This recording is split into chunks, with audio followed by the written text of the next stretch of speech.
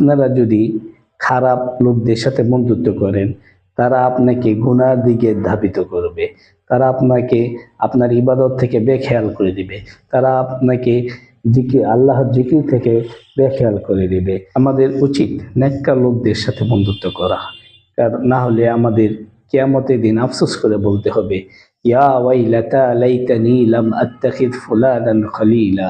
হায় আমার দুর্ভোগ, আমি কেন অমুককে আমার বন্ধু হিসেবে গ্রহণ করলাম। বন্ধু নির্বাচনের মাধ্যমে মানুষ জান্নাতে যেতে পারে, আবার ভুল বন্ধু নির্বাচনের মাধ্যমে ধ্বংস হতে পারে। তাই জীবনের শুরু থেকে শেষ পর্যন্ত এমন বন্ধু নির্বাচন করো যাকে দেখলে আল্লাহর কথা মনে পড়বে, যে তোমাকে নামাজের জন্য ডাকবে, যে তোমাকে গুনাহের দরজার থেকে টেনে নিয়ে আসবে। হে আল্লাহ, তুমি আমাদেরকে সঠিক পথে পরিচালিত করো এবং নেককার লোকদের বন্ধু হিসেবে গ্রহণ করা তৌফিক দান করো। আমিন ইয়া রাব্বাল আলামিন।